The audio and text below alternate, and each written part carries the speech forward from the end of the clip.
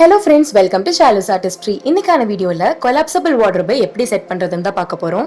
Collapsible Wardrobe வாங்கும்போது உங்களுக்கு இது கூட 4 பொருள் கிடைக்குங்க. இந்த 4 பொருளை வச்சு தான் நீங்க அந்த Collapsible Wardrobe வந்து செட் பண்ணுவீங்க. ஃபர்ஸ்ட் என்னன்னு பாத்தீங்கன்னா கம்பிக பைப் மாதிரி இருக்கும். சோ இந்த பைப்பு சரி இது கூட வரப்போற மற்ற திங்ஸும் சரி நீங்க வந்து என்ன விதமான வார்ட்ரோப் வாங்கியிருக்கீங்க, அதுல எத்தனை ஷெல்ஃப்ஸ் இருக்கு, எந்த மாதிரி அதை கம்போஸ் பண்ணியிருக்காங்கன்றத பேஸ் பண்ணி தான் வந்து அதோட நம்பர்ஸ் இருக்கும். அதே மாதிரி அதோட ஷேப்ஸும் கொஞ்சம் கொஞ்சம் மாறுபடும். ஸோ இதுதான் ரெண்டாவது மெட்டீரியலுங்க. இந்த ரெண்டாவது மெட்டீரியல்ஸ் பார்த்தீங்கன்னா பிளாஸ்டிக் பைப்ஸ். இந்த பைப்ஸ் எல்லாம் கனெக்ட் பண்ணக்கூடிய கனெக்டர்ஸ் தான் இது. ஸோ இதுல இருக்கக்கூடிய கம்பார்ட்மெண்ட்ஸ், ஷெல்ஃப்ஸ் இல்லைன்னா ரேக்ஸ் எல்லாமே பார்த்தீங்கன்னா துணியில தான் செஞ்சிருக்காங்க. இந்த மாதிரி துணி கொடுப்பாங்க. ஸோ ஃபைனலாக இருக்கிற மெட்டீரியல் என்னன்னு பார்த்தீங்கன்னா என்னுடைய கவர். இதுதான் அதுக்கு ஒரு பேக் போன் மாதிரி ஒரு ஃபுல் ஸ்ட்ரக்சரே கொடுக்கும். அதே நேரத்தில் நீங்கள் இது ஈஸியாக உள்ளேயும் போட்டுக்கலாம். அதே மாதிரி இது ரிமூவ் பண்ணி நீங்கள் துவைச்சு அதை திருப்பி ரீயூஸும் பண்ணிக்கலாம். ஃபோட்டோ பார்த்து நீங்கள் வாங்கியிருந்த போது எந்த ஒரு ஷேப்பில் வாங்கியிருந்தீங்களோ அதே ஷேப்பில் தான் பண்ணணும் அவசியம் கிடையாது. நம்மளுக்கு பிடிச்ச மாதிரி அதை வந்து ஃபார்ம் பண்ணிக்கலாம். ஸோ இது முழுக்க DIY தாங்க. நம்ம கொஞ்சம் டைம் ஸ்பெண்ட் பண்ணி கொஞ்சம் எஃபர்ட் போட்டு தான் செய்யணும். அண்ட் இது செய்யறது ஆக்சுவலி ஃபன் தாங்க. உங்களுக்கு பிடிச்ச மாதிரி நீங்கள் வந்து அமைச்சுக்கலாம். இது எப்படி செய்யுதுன்னு பார்க்கலாம் வாங்க. மொத்தமாக 68 கம்பிகள் இருக்குங்க. இது எல்லாமே வித்தியாசமான ஷேப்பில் இருக்குங்க. இதில் பார்த்தீங்கன்னா 5 கனெக்ட் பண்ணலாம், இதில் 4 கனெக்ட் பண்ணலாம், இதில் 3 கனெக்ட் பண்ணலாம். இதில் பார்த்தீங்கன்னா ஹேங்கருக்கு யூஸ் பண்ண வேண்டியது. இந்த கனெக்டர் தான் பேஸில் வரக்கூடியது. அடுத்து இதுக்கு தேவையான ஷெல்ஃப்ஸுங்க. இதில் டோட்டலாக பார்த்தீங்கன்னா 16 ஷெல்ஃப்ஸ் கொடுத்துருக்குறாங்க. இந்த மாதிரி ஒரு ரெக்டாங்கிள் ஷேப்பில் இருக்குங்க. இந்த ரெக்டாங்கிள் ஷேப்பில் வந்து 2 சைடில் நார்மலான தையல் தான் இருக்கும். மிச்ச 2 சைடில் வந்து அந்த டியூப்ஸ் வந்து உள்ளே போகிறதுக்கு தேவையான ஹோல்ஸ் இருக்கும். அவுட்டர் கவர் எப்படி இருக்குன்னு பார்த்தீங்கன்னா 4 சைடுமே எல்லா இடத்தையும் கவர் பண்ணுற மாதிரி ஸ்டிச் பண்ணியிருப்பாங்க. இதோட ஓப்பனிங் எப்படின்னு பார்த்தீங்கன்னா இந்த ஜிப் மூலமாக தான் ஓப்பன் பண்ணணும். ஸோ இந்த மாதிரி நீங்கள் இதை ஓப்பன் பண்ணிட்டு எல்லாம் யூஸ் பண்ணி முடிச்ச பின்னாடி திருப்பி க்ளோஸ் பண்ணிக்கலாம்.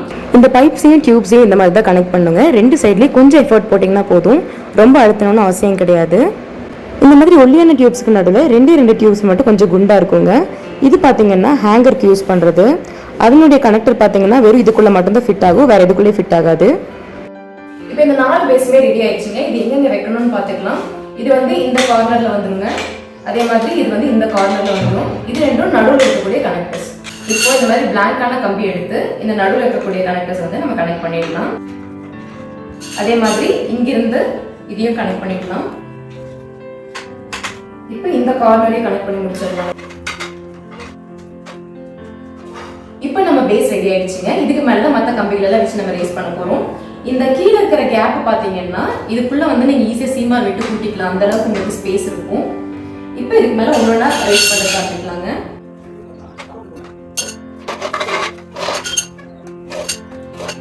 நம்ம ஞாபகம் வச்சுக்க வேண்டிய விஷயம் என்னன்னா இதுக்கு நடுவில் ஷெல்ஃப்ஸ் வரும். இப்போதைக்கு உங்களுக்கு எப்படி கனெக்ட் பண்ணுறதுன்னு காட்டியிருக்கேன். ஷெல்ஃப்ஸ் வச்சு எப்படி கனெக்ட் பண்ணுறதுன்னு இப்போ பார்க்கலாங்க. இந்த சென்டரை நீங்கள் வந்து கனெக்ட் பண்ணுறதுக்கு முன்னாடியே வந்து இது கூட ஷெல்ஃப்ஸ் கனெக்ட் பண்ணிடுங்க. ஏற்கனவே சொன்ன மாதிரி இந்த இடத்துல ஒரு ஓப்பனிங் இருக்கும். இந்த ஓப்பனிங் வந்து இந்த ஷெல்ஃப்ஸ்குள்ள விட்டுறணும். இது உள்ள போயிடுச்சுங்களா? இப்போ இதோட ஆப்போசிட் சைட்லயும் வந்துட்டு இது உள்ள போக வைக்கணும். இந்த 2 சைடுமே இன்சர்ட் ஆன பின்னாடி இங்க 2 இடத்துலயும் இதை நம்ம ஃபிக்ஸ் பண்ணிக்கலாம். இங்கேயும் இதே மாதிரி பிரிச்சுட்டு இந்த ஷெல்ஃப்ஸ் நடுவில் இன்சர்ட் பண்ணிட்டு அப்புறமா இதை ஃபிக்ஸ் பண்ணிக்கலாங்க. ரெண்டுமே ஈக்குவலாக வச்சு ஃபிக்ஸ் பண்ணீங்கன்னா டக்குன்னு இறங்கிடுங்க. ஒரு சைடில் ஃபுல்லாக இறக்கிட்டு இன்னொரு சைடில் அப்போ ஸ்டார்ட் பண்ணீங்கன்னா ரொம்ப கஷ்டமாக இருக்கும், ஸ்ட்ரெச் ஆகும்.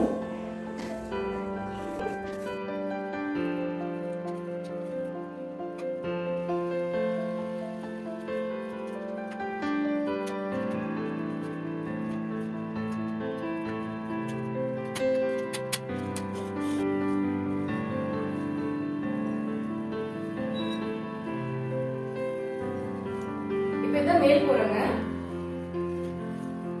இதுதான் கீழ் போர்ஷன்ங்க. கீழ இருந்து நம்ம ஸ்டார்ட் பண்ண போறோம். மேல இருந்து கீழ கவர் பண்ண மாட்டோம். கீழ ஸ்டார்ட் பண்ணி அப்படியே மேல கவர் பண்ணுவோங்க. இப்போ இந்த ஜிப் எல்லாம் ரிமூவ் பண்ணிட்டு இந்த கீழ் புறத்து இந்த மாதிரி பரப்பி விட்டுறலாங்க.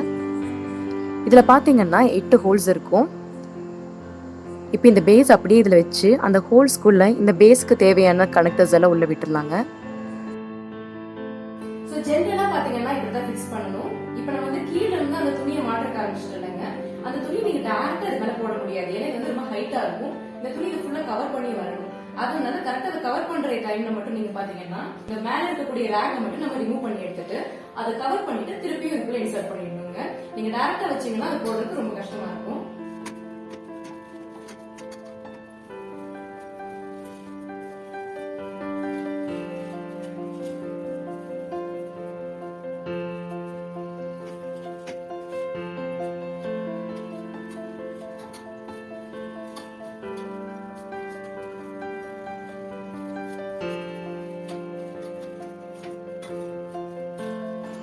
இந்த முன்னாடி இருக்கக்கூடிய பகுதியை தான் நம்ம வந்து கதவாக யூஸ் பண்ண போகிறோங்க. உங்களுக்கு எப்பப்பெல்லாம் அதை ஓப்பன் பண்ணணுமோ அப்போ இந்த மாதிரி ரோல் பண்ணி மேலே ஒரு ஸ்ட்ராப் கொடுத்துருப்பாங்க, அதில் வந்து நீங்கள் ஃபிக்ஸ் பண்ணி வச்சுக்கோங்க. இது கீழே விழுகாது. அதுக்கு பின்னாடி இந்த மேலே வரக்கூடிய கம்பிகளெல்லாம் ரிமூவ் பண்ணிவிட்டு இப்போ ஃபுல்லாக இதை கவர் பண்ணிவிட்டு உள்ளே இருந்து போடும்போது ஈஸியாக மேலே ஏறுது பாருங்கள். இப்போ கம்ப்ளீட்டாக கவர் ஆகிடுச்சு. நம்மளோட கபோர்டும் கம்ப்ளீட்டாக ரெடி ஆகிடுச்சு பாருங்கள். நீங்கள் இந்த கபோர்டு யூஸ் பண்ணி முடிச்ச பின்னாடி இந்த மாதிரி ஃபுல்லாக கவர் பண்ணிடுங்க. இந்த மாதிரி ஈஸியாக கொலாப்சபிள் வார்ட்ரோபை செட் பண்ணிடலாங்க. இது செட் பண்ணுறதுக்கு ஒரே ஆள் போதுமானதுங்க. எத்தனை வெயிட் தாங்கன்னு பார்த்தீங்கன்னா கெப்பாசிட்டி 30 கிலோ வரைக்கும் நீங்கள் ட்ரெஸ்ஸஸோ இல்லை வேற எந்த திங்ஸ் வேணா உள்ள வச்சுக்கலாம். ஜென்ரலா பார்த்தோம்னா இதுல நிறைய ஷெல்ஸ் இருக்குங்க. நம்மளுக்கு பிடிச்ச மாதிரி இதை வந்துட்டு நீங்க மாத்தி கூட வந்து அரேஞ்ச் பண்ணிக்கலாம். அதோட இங்க இருக்கக்கூடிய இந்த கம்பிகள் நல்லா ஸ்ட்ராங்கா இருக்கு. நேரத்துல நீங்க பாத்தீங்கன்னா முன்னாடி பின்னாடி ஈஸியா தள்ளிக்கலாம். அதே மாதிரி மேல இருந்து கீழே வரைக்கும் என்டையர்லி கீழே வரைக்குமே கவர் ஆயிடும். அதனால எந்த விதத்திலயுமே உங்களுக்கு தூசி எல்லாம் உள்ள போறதுக்கு வாய்ப்பே கிடையாது. ஹேங்கர் பாத்தீங்கன்னா ஒரு பெரிய ஸ்பேஸ் கொடுத்துருக்காங்க. கிட்டத்தட்ட 1 2 3 ரேக்கோட இடத்த ஃபுல்லா கவர் பண்ணி ஹேங்கரா கொடுத்துருக்காங்க. அதனால நீளமான ட்ரெஸ்ஸஸ் எல்லாம் நீங்க கண்டிப்பா இதுல ஹேங் பண்ணிக்கலாம். இந்த ப்ராடக்டோட காஸ்ட் பாத்தீங்கன்னா 3 வருஷத்துக்கு முன்னாடி நான் வாங்கினேன். அந்த டைம்ல இது வந்து 1700 rupees இருந்துச்சு. வாங்கின பின்னாடி வந்து ஒரு 6 months வரைக்கும் பாத்தீங்கன்னா சூப்பரா இருக்கு. இந்த மாதிரி ஒரு பெஸ்டான ப்ராடக்ட் இருக்காது அப்படின்னு இருந்துச்சு.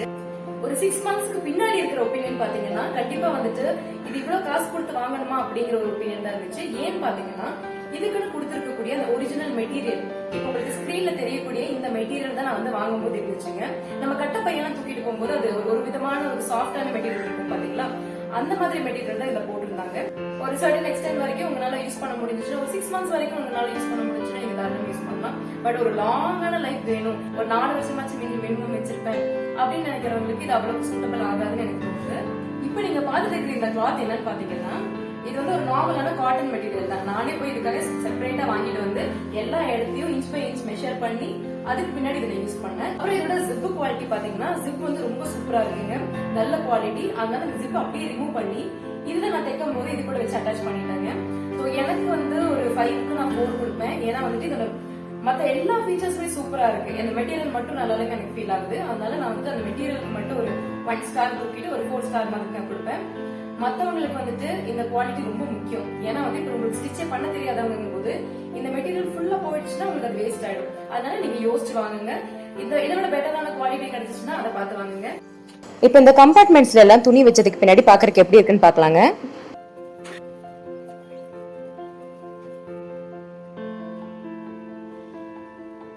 ட்ரெஸ் எல்லாம் வச்ச பின்னாடி பாத்தீங்கன்னா மெயினா சாரீஸ் எல்லாம் ப்ளீட் பண்ணி வச்சதுக்கு பின்னாடி நீங்க டைரக்டா ஹேங் பண்ணிக்கலாம்.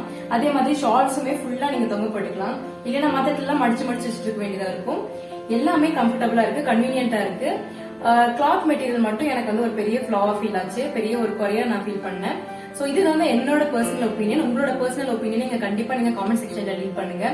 ஏன்னா என்னோட பாயிண்ட் ஆஃப் வியூ வந்து வேற மாதிரி இருக்கு. உங்களோட பாயிண்ட் ஆஃப் வியூல இருந்து நிறைய பேருக்கு நிறைய அட்வைஸ் கிடைக்கலாம், நிறைய ஐடியாஸ் கிடைக்கலாம். அதனால கண்டிப்பா உங்களோட ஒப்பீனியன் என்னங்கறத காமெண்ட் செக்ஷன்ல லீவ் பண்ணுங்க. சோ இன்னைக்கான வீடியோல இந்த கொலாப்சிபிள் வார்ட்ரோப் எப்படி மாற்றுறது, அதனுடைய குறைகள் நிறைகள் எல்லாம் நம்ம பார்த்தோம். இன்கேஸ் உங்களுக்கு பிடிச்சிருந்துச்சுன்னா கண்டிப்பா இந்த வீடியோ லைக் பண்ணுங்க, உங்க ஃப்ரெண்ட்ஸோட இதை ஷேர் பண்ணுங்க. இது வரைக்கும் நீங்க சப்ஸ்கிரைப் பண்ணலைன்னா மறக்காம ஷாலு ஸ்டாட்டிஸ்டிக்கு சப்ஸ்கிரைப் பண்ணுங்க.